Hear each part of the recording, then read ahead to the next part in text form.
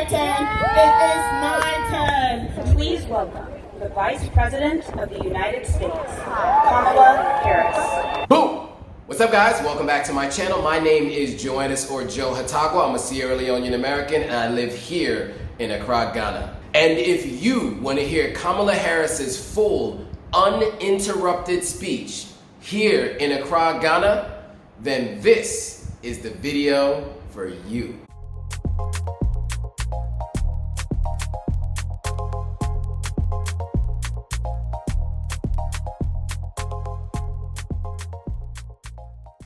Okay, cool. So today I am going to go see Kamala Harris speak live. She's the Vice President of the United States. She came here to Accra, Ghana. She addressed the youth of Ghana. She talked about investment and innovation and how the United States wants to strengthen its ties with Ghana. We're gonna go through the whole program. You're gonna get a chance to see everything it took to sign up for the program, to be able to get in, and the process to get through to watch her speak. So, without further ado, let's get right into it. All right, so first things first, here's the process that it took to actually be able to be approved and what email I got and the instructions that we got once we got there. So check it out. And my friend actually gave me the link for the form to sign up. So I signed up for the form and this is what it looks like. Basically, what they asked was this. They asked you your first name, your last name, your email, your phone number, and then you also had to give them what group you're associated with. There was about 10 groups. I was approved. So let me show you what the approval looks like. All right, so now we're gonna look at the approval. So you got this email, Accra Exchange Pro, okay?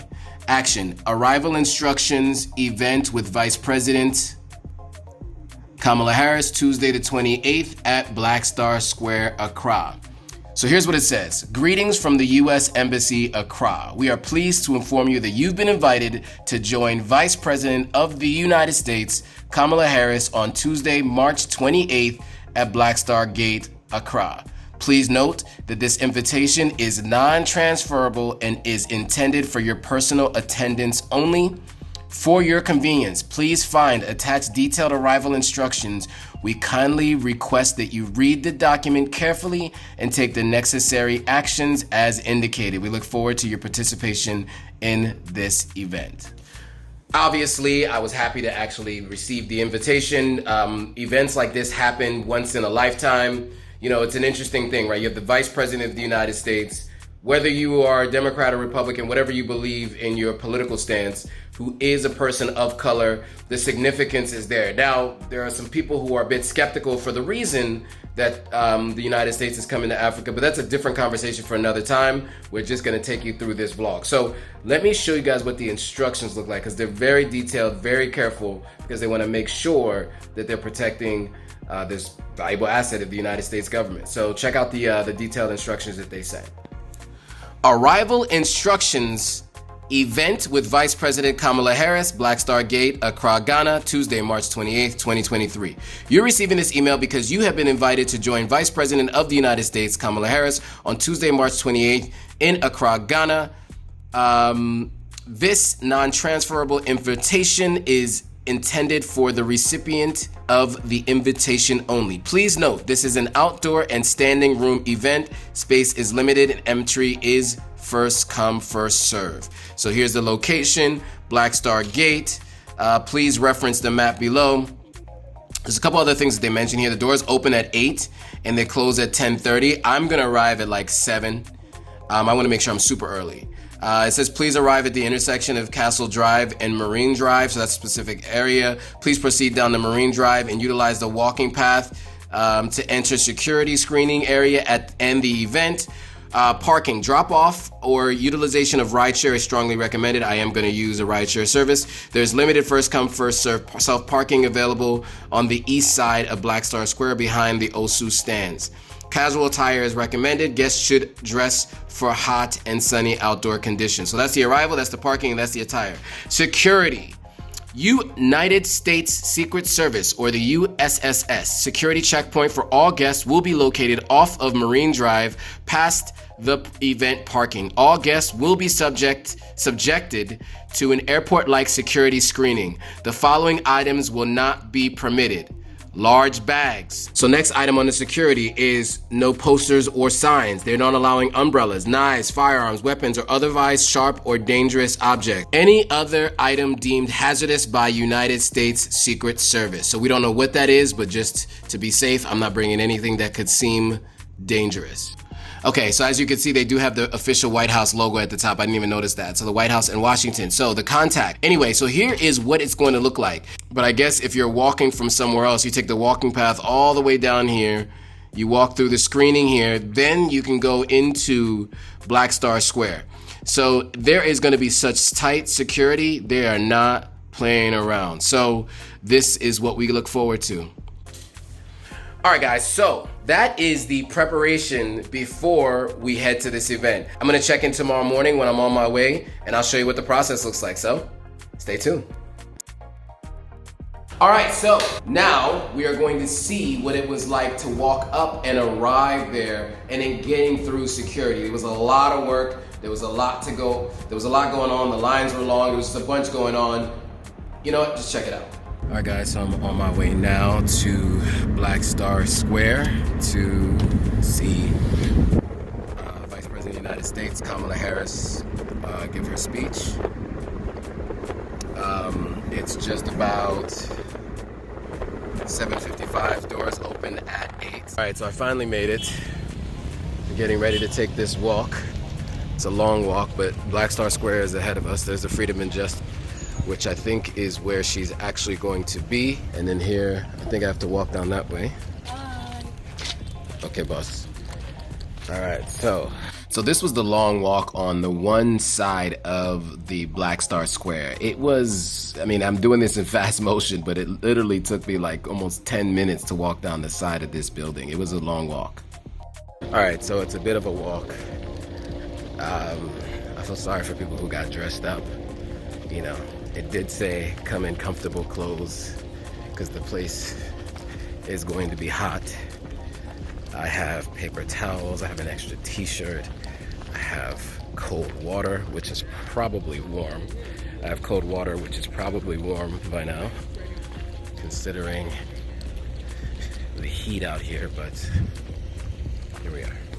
Now this was the walk around the back of the building. I had to jump over something here and then just walked all the way down to the back, and that's the Black Star Square there. I'm almost here, finally. It's taken a little while. We're about to go in, so let's go. All right, so I'm here. So this line is super long, it's crazy.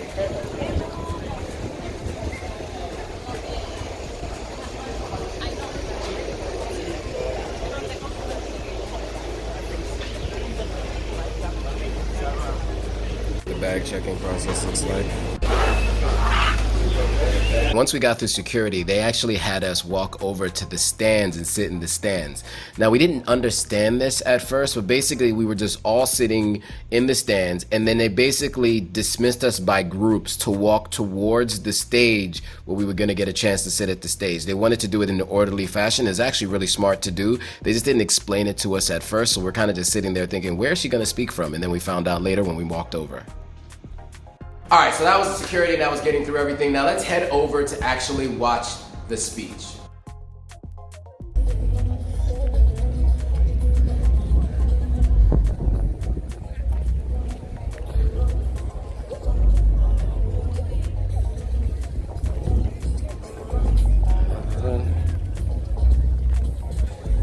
All right, so I had to leave my friends. They have special VIP passes that I do not have. So I have to go with general population where the rest of the other people are. So we are all going there together, and it is going to be packed. Everybody's excited to see Kamala Harris speak, to see an American dignitary speak here in Ghana. So hopefully I'll be able to get a good spot so I can get some good footage. So we'll see.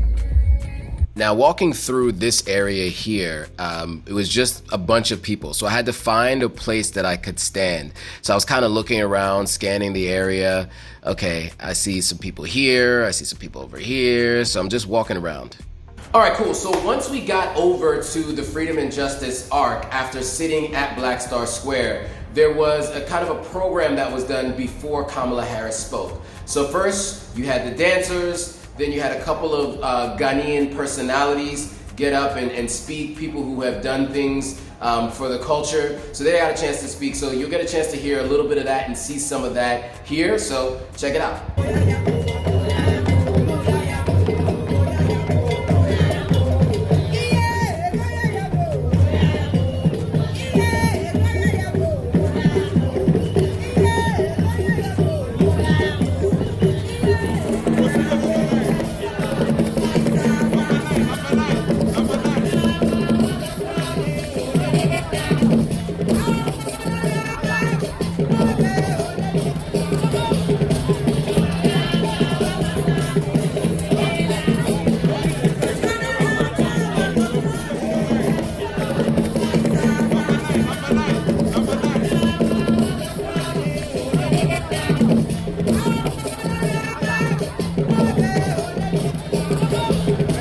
Primarily targeted at the youth of Ghana and Africa. In the country, the Wala. In many ways, I am a minority of a minority. Can help inspire many young women, particularly Muslim girls and Northern girls across the country, to believe and to pursue a career in media and journalism. The United States, who has had her fair share of firsts and broken many glass ceilings on her way to the top. It is a delight to welcome Vice President Kamala Harris to Ghana, the center of the world, Black Star rising, youth rising, women rising, because we can. Martin Luther King was here, Malcolm X was here, Maya Angelou was here, Clinton, Bush, Obama were all here. Now it is her turn, it is my turn. I believe we can all affectionately say, Abina Kamala, you made it. Welcome, Ayiko, Gahabanye, Yeta Garka. Thank you so very much for being the youth that you continue to be. We will lift this continent up and set it on progressive ways. Amen. All right, so that was a little bit about the Ghanaian culture and some folks from Ghana that are really making moves and making things happen. On to the next. All right, and now, without further ado, you have the full speech from Vice President of the United States, Kamala Harris. Please welcome the Vice President of the United States, Kamala Harris.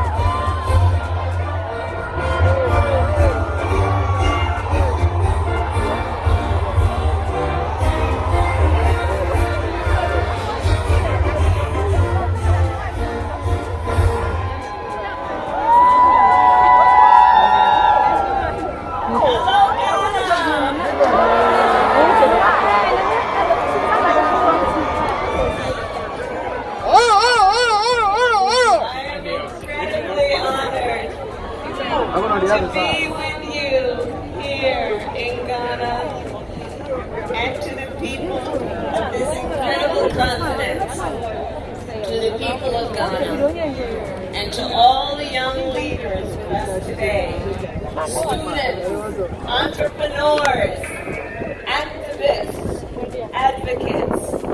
It is my extraordinary honor to be with you.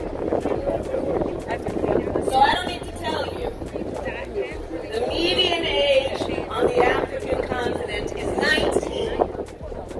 By 2050, 1 in 4 people in the entire world will be on this very continent. 1 in 4. That, of course, means what happens on this continent impacts the entire world. Seeing all of you here today makes me so optimistic and excited about this future.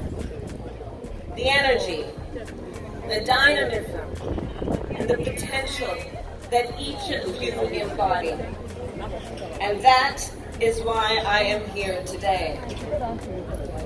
As President Joe Biden said at the U.S.-Africa Leaders Summit last December, we're all in on Africa. We are all in.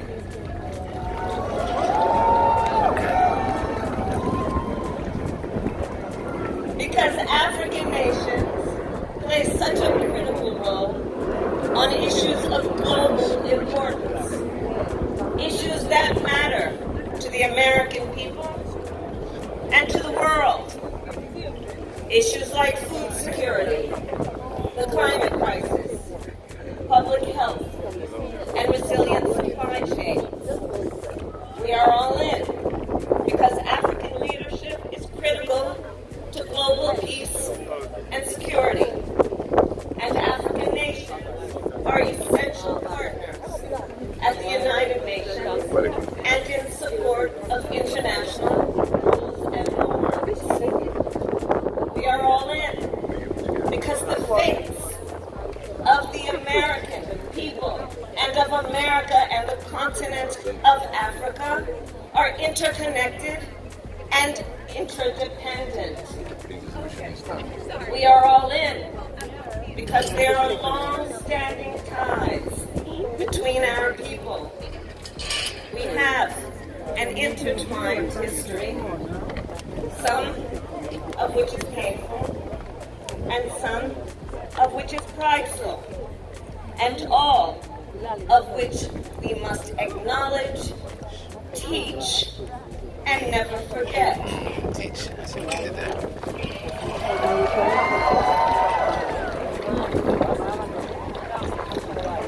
Because of this history, this continent, of course, has a special significance for me personally as the first Black Vice President of the United States of America.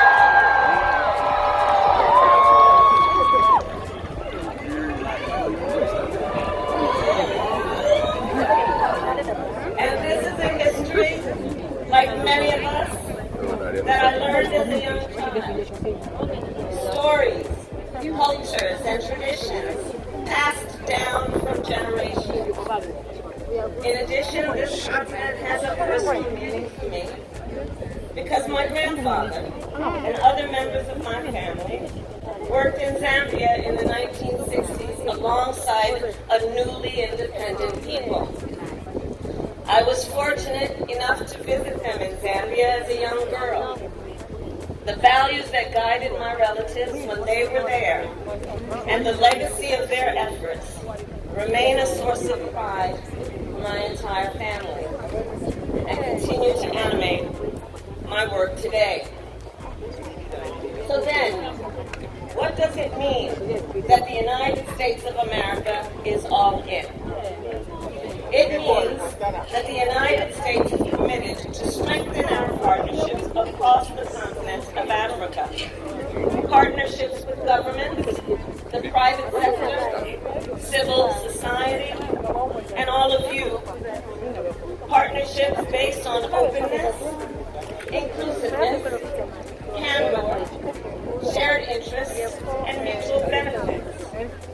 And to be clear, America will be guided not by what we can do for our African partners, but what we can do with our African partners.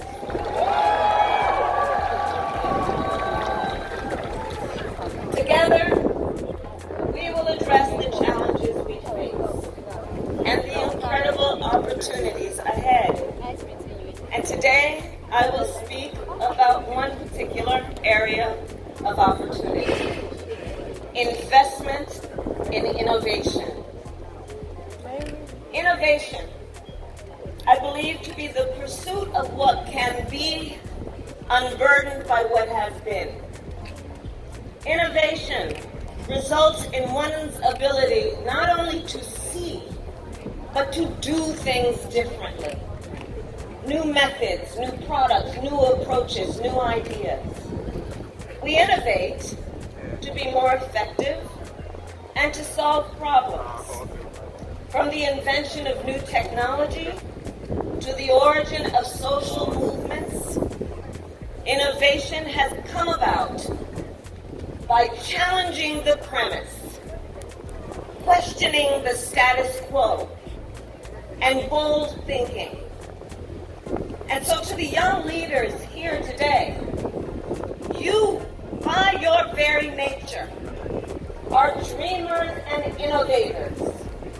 And so to you I say, it is your spark, your creativity, and your determination that will drive the future. And with that then, African ideas and innovations will shape the future of the world.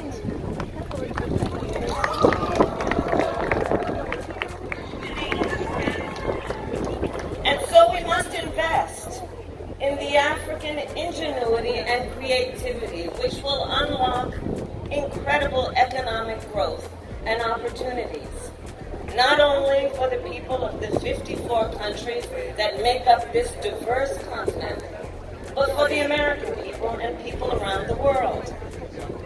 So the Biden-Harris administration and the American people stand ready to partner with you to help accelerate the innovation and entrepreneurship that is already underway. Let's look, for example, at what is happening across the continent in technology, science, agriculture, and clean energy, where innovation is solving local problems and global problems.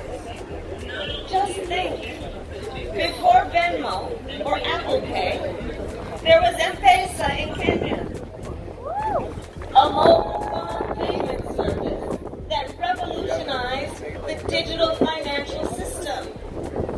Right now, African nations are pioneering the delivery of healthcare supplies by drone. In Rwanda, this has reduced the delivery time for emergency blood supplies. In Ghana, this service has delivered more than 9 million vaccines, including those for COVID-19. This service has expanded to Kenya and Nigeria and Cote d'Ivoire. And recently, to the United States in North Carolina, Arkansas, and Utah. In South Africa, part of the world's largest radio telescope is under construction, which will help answer some of the biggest questions of humanity about galaxies, about gravity. In Tanzania, plans are underway to build the first facility of its kind on the continent to process minerals that go into electric vehicle batteries. We see water-based farming in Kenya, battery energy storage systems in Malawi, and fintech startups in Nigeria. African ideas and innovation shaping the world, all of which fuel our optimism and hope. Yet, we must also be candid about the challenges, from security concerns to the Sahel, to droughts and floods exacerbated by the climate crisis, and barriers to economic growth both on a macro and micro level. We must tackle these challenges and find ways to accelerate opportunity, growth, and stability. And I believe we must be intentional to make progress in 3 key areas: the empowerment of women,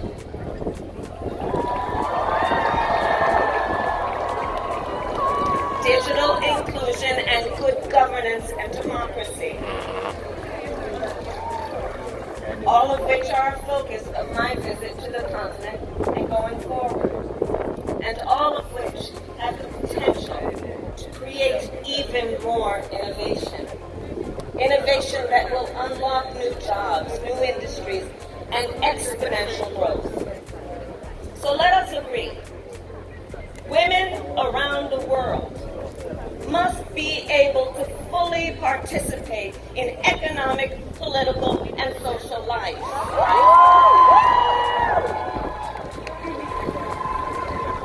And they must be able to participate equally,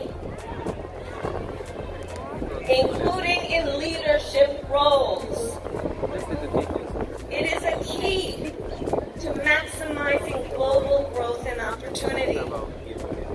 However, we see gender disparities around the world, including in the United States. Disparities we must all address. On the continent of Africa, we know women grow a majority of the food, yet they are less likely to own the land they farm. They represent a majority of frontline healthcare workers, but face disparities in health outcomes.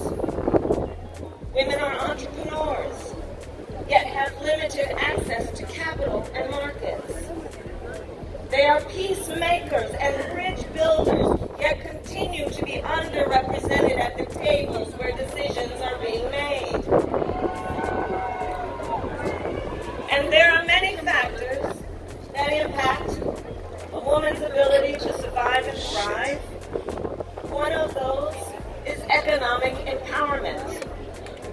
And when we lift up the economic status of a woman, let's be clear, we lift up the economic status of her children, her family, her community, the entire economy benefits. So know that the United States of America will work alongside our partners each and every day to close gender gaps here and around the world. And ultimately, our belief is that the empowerment of women, included in the concept of freedom, not just freedom from violence or want, but freedom to create one's own future, a freedom we desire for all people. The second area where we must together make progress is in the digital economy. Whether you are a student relying on virtual courses, a farmer relying on an app for an early warning about extreme weather, or a small business owner looking to sell goods online, digital services are essential to 21st century economies. There are places on the continent of Africa that lead the world in digital solutions, yet other places on the continent that lag behind. Expanding access to the internet drives growth and creates opportunity for innovation.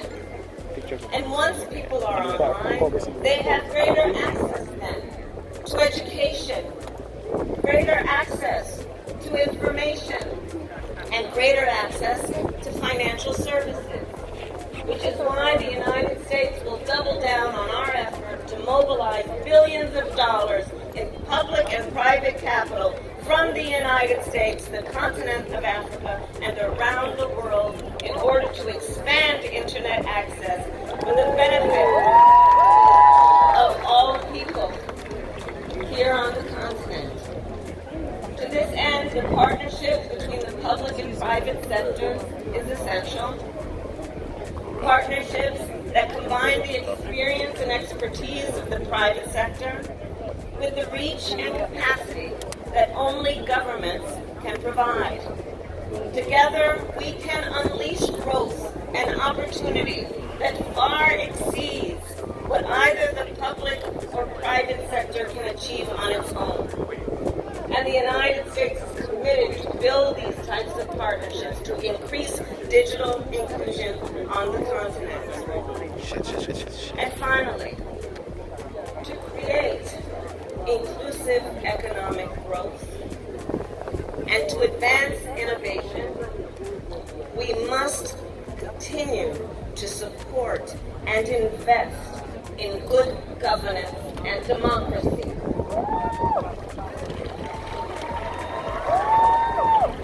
Good governance, well, it delivers predictability, stability, and rule of law, which is what businesses need to invest and what benefits all of society. And good governance is a key attribute of a good democracy. Recent polling tells us the vast majority of Africans support democracy over other forms of government, which reflects our shared desire for freedom and opportunity, transparency and accountability, for free and fair elections, the orderly transition of power, and the protection of fundamental human rights. Indeed, this is a priority for the American people, and it is a global priority. The United States will continue to work alongside democratic governments and in support of democratic aspirations of the people of this continent. In demonstration of this partnership, this week, our administration is co-hosting in Zambia, the Summit for Democracy, an opportunity to learn from each other and strengthen democratic institutions. And I will say, while democracy is always a work in progress, including in my own country, the American people will always stand with those yearning for more freedom.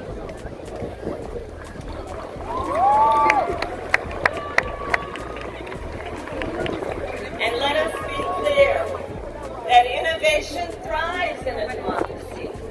New ideas thrive where freedoms thrive. Free thinking leads to problem solving.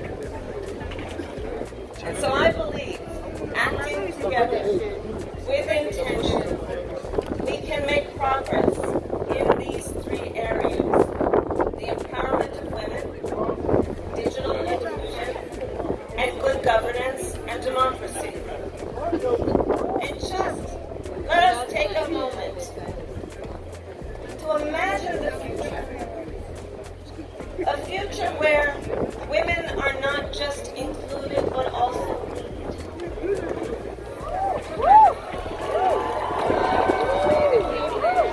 Imagine a future where every person is connected to the digital economy. A future where every young person trusts that their voices are heard. A future that is propelled by African innovation. So as we leave here today, let us consider then our shared future. Know the United States will remain a steadfast partner for progress. I am more optimistic than I have ever been about the future and the future of the continent of Africa, and by extension, the world.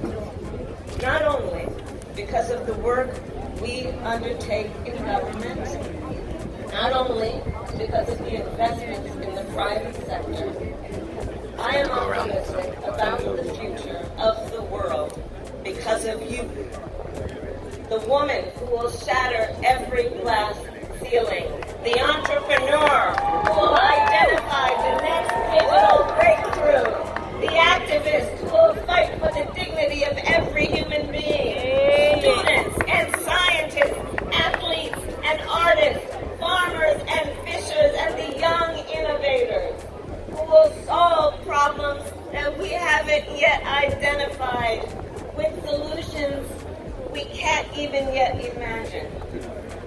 So all of this to say, you, and in particular the young leaders here, you have a role to play. And together we have a role to play. So then, let us dream with ambition and lead with conviction. Thank you very much.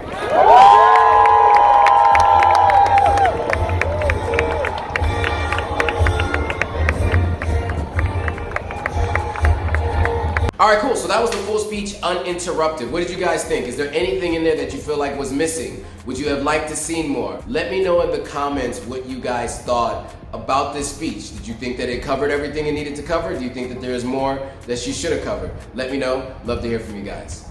All right, guys. So that was it. That is everything from the speech here that Kamala Harris did. Hope you liked it. I will see you guys all in the next video. All right, guys, if you like this video, go ahead and hit that subscribe button, hit that notification bell, like, comment, and share it with your friends. All right, see you on the next video.